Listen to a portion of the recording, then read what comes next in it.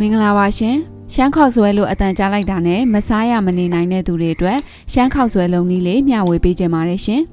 ရှမ်းခေါက်ဆွဲလုံးပုံလုံးနည်းလေးတွေကအနှဲငယ်ကွဲလွဲနိုင်တာရှိပေမဲ့ဒီရှမ်းခေါက်ဆွဲလေးကတော့ကျမတို့တောင်ကြီးမှာနေခဲ့တုန်းကစားခဲ့ရတဲ့အနက်အရသာလေးတိုင်းအနီးဆက်ဆုံးတူတာမို့တကယ်ကိုလှုပ်ရှားရကြိုနှက်ခဲ့ပါတယ်ရှင်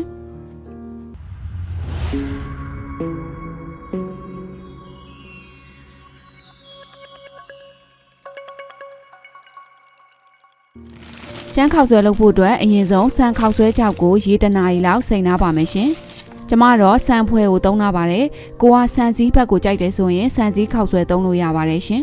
။ဒါလေးကတော့ကြက်သားအသားကြီးပဲ90သားလောက်ကိုအတုံးခက်သေးသေးလေးတွေတုံးနာတာပါ။ကျမတော့ကြက်ရင်အောင်နဲ့ကြက်ပေါင်သားကိုမျှပြီးတော့သုံးနာပါတယ်ရှင်။တကယ်လို့ဝက်သားကြိုက်တယ်ဆိုရင်ဝက်သားနဲ့ချက်လို့လည်းရပါတယ်။ဒါရှိငါအမှုန့်လေးထည့်ပါတယ်။စားထည့်ပါမယ်။ဆန်နွင်းထည့်ပါမယ်ငရုတ်ကောင်းလည်းထည့်ပါမယ်ရှင်ပဲငံများရဲ့အပြည့်ထည့်ပါမယ်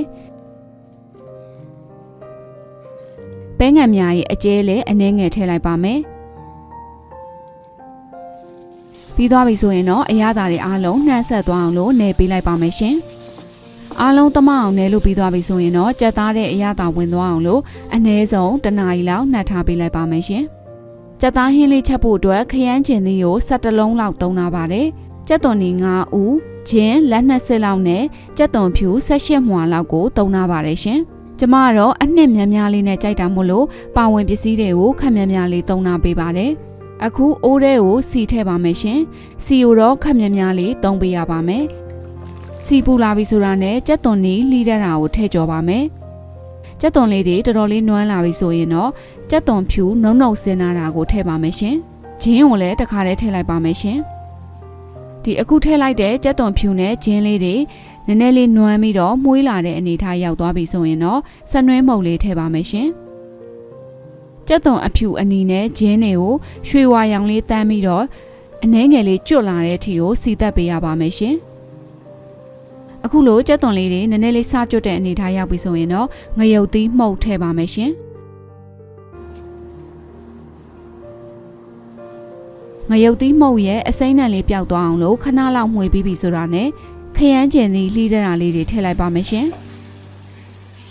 ခရမ်းကျင်သီးလေးတွေလိမ့်လာတဲ့အထိကိုရေမထည့်သေးဘဲနဲ့မှွေပေးနေရပါမယ်အရသာအတွက်စားထည့်ပါမယ်ဒါရှိငါမှုတ်လေးထည့်ပါမယ်ရှင်။တကြားထည့်ပါမယ်။အရသာတွေနှံ့သွားအောင်လို့မှွေပေးနေရင်နဲ့ခရမ်းကျင်သီးလေးတွေအခုလောက်အနေထားထိကြေသွားပြီဆိုရင်တော့အရသာနယ်ပြီးတော့နှက်ထားတဲ့ကြက်သားတွေကိုထည့်လိုက်ပါမယ်ရှင်။ရေလုံးဝမထည့်သေးဘဲနဲ့ကြက်သားနဲ့ခရမ်းကျင်သီးအနှစ်တင်အားလုံးနှက်ဆက်သွားအောင်လို့မှွေပေးနေရပါမယ်။ရေမထည့်သေးဘဲနဲ့မှွေပေးနေမှာအသားလေးကလည်းကျစ်သွားပြီးတော့ခရမ်းကျင်သီးနဲ့ကြက်သွန်စီတက်ကပေါင်းပြီးတော့ထွက်လာတဲ့မှုေးတဲ့အနံ့တွေရောအရသာတွေရောအကုန်လုံးဝင်သွားမှာပါငရုတ်ကောင်းမှုတ်လေးအနှဲငယ်ထည့်ပါမယ်ရှင်ရှမ်းခေါက်ဆွဲမှာအရေးကြီးဆုံးကဟင်းအနှစ်ဖြစ်ပါတယ်ဟင်းအနှစ်ကိုတေချာလေးစပယ်ရှယ်ချက်မယ်ဆိုရင်တော့အနံ့အရသာနဲ့ပြည့်စုံတဲ့ရှမ်းခေါက်ဆွဲတစ်ပွဲကိုရရှိမှာပါဒီဟင်းလေးကကြက်သွန်အဖြူနေတွေကိုမှုေးနေအောင်လို့တေချာလေးစီတက်ပြီးတော့ချက်ထားတာဖြစ်လို့ဘာအမွှေးကြိုင်မှမပါဘဲနဲ့ကိုဟင်းနံလေးကတအားအောင်မွေးနေပါတယ်ရှင်အခုလိုမျိုးလုံးဝခြောက်ပြီးတော့စီပြန်လာတဲ့အနေထားရောက်သွားပြီဆိုတော့မှကြက်သားလေးနူးအောင်လို့ရေအနှဲငယ်ထည့်ပြီးတော့အဖုံးလေးအုပ်ထားလိုက်ပါမယ်ရှင်ခဏလောက်တည်ထားပြီးလို့ကြက်သားလေးနူးသွားပြီးအရသာလေးလည်းစိတ်ကြိုက်ဖြစ်သွားပြီဆိုရင်တော့မီးပိတ်လိုက်လို့ရပါပြီရှင်ဒီကြက်သားဟင်းအနှစ်ကိုလုံးဝစီပြန်တဲ့အထိချက်လို့လည်းရတယ်လို့အခုလိုမျိုးစီမပြန့်တပြန်အနေထားလေးမှာရက်လိုက်လို့လည်းရပါတယ်ရှင်တကယ်လို့ကိုကရေဆက်ဆက်လေးနဲ့ကြိုက်တယ်ဆိုရင်လည်းရေကြံတဲ့အနေထားလေးမှာချလို့ရပါတယ်ကျမတော့ရှမ်းခေါက်ဆွဲနဲ့နယ်စားမှာဖြစ်လို့အရင်6တဲ့အထိမလုပ်ဘဲနဲ့အခုလိုမျိုးခတ်ဆူဆူအနေထားလေးမှာပဲတော်လိုက်ပါတယ်ရှင်နှမ်းစီမွေးလေးလုပ်ပါမယ်ရှင်နှမ်းလှော်2စွန်းလောက်ကိုထည့်လိုက်ပါမယ်ရှင်တရုတ်မဆလာ1စွန်းလောက်ထည့်ပါမယ်ပြီးရင်အားလုံးနှံ့အောင်မွေပြီးတော့ပကံလေးကိုခဏလောက်ဖယ်ထားလိုက်ပါမယ်ရှင်အခုကြက်သွန်ဖြူစီချက်လုပ်ဖို့အတွက်အိုးထဲကိုစီထည့်ပါမယ်စီပူလာပြီဆိုတာနဲ့ကြက်သွန်ဖြူထည့်ကြောပါမယ်ရှင်ကြက်သွန်ဖြူလေးတွေအခုလိုမျိုးအယောင်လေးနည်းနည်းလေးရလာပြီဆိုရင်တော့စနွင်းမုတ်လေးထည့်လိုက်ပါမယ်ရှင်စ စနွေးနံလေးပျောက်သွားအောင်လို့ခဏလောက်မှွေပြီးပြီဆိုတာနဲ့ကြက်သွန်ဖြူလေးတွေမကျွတ်သွားခင်မှာမီးပိတ်လိုက်ပါမယ်ကြက်သွန်ဖြူလေးတွေကဒီသူ့အပူနဲ့သူဆက်ပြီးတော့ကျွတ်သွားပါလိမ့်မယ်ရှင်အခုဒီကြက်သွန်ဖြူစီချက်ပူပူလေးကိုခုနကတော့နှမ်းလော်နဲ့တရုတ်မဆလာထည့်ထားတဲ့ပကံထဲကိုလောင်းချလိုက်ပါမယ်ရှင်ဒါဆိုရင်တော့အရန်ကိုမှုေးတဲ့နှမ်းစီမွေးလေးရသွားပါပြီရှင်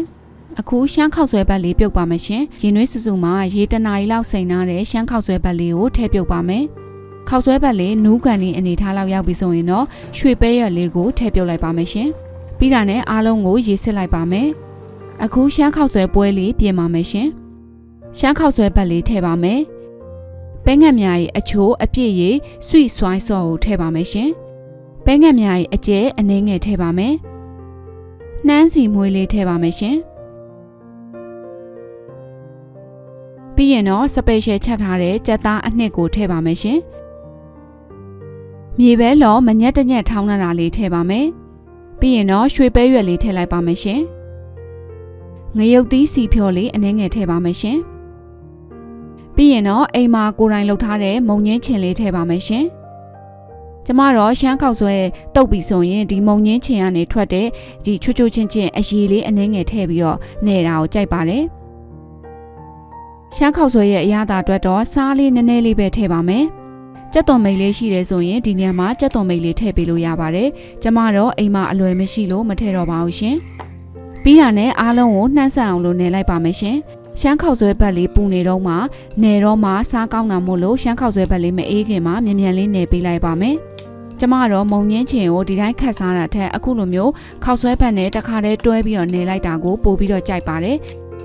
ဒီကျမစားဘူးတဲ့ရန်ကုန်ကရှမ်းခောက်ဆွဲတော်တော်များများကရွှေပဲရွက်လေးတွေမပါတာများပါတယ်ကျမတို့တောင်ကြီးမှာနေခဲ့တုန်းကဆိုရင်ရှမ်းခောက်ဆွဲစားပြီးဆိုတိုင်းအခုလိုမျိုးရွှေပဲရွက်လေးနဲ့စားရတာဆိုတော့အခုချိန်ရွှေပဲရွက်လေးအိမ်မှာရတာတော့လေရှမ်းပြည်အလွမ်းပြည်ရှမ်းခောက်ဆွဲလေးလှုပ်စားလိုက်ပါတယ်ရှင်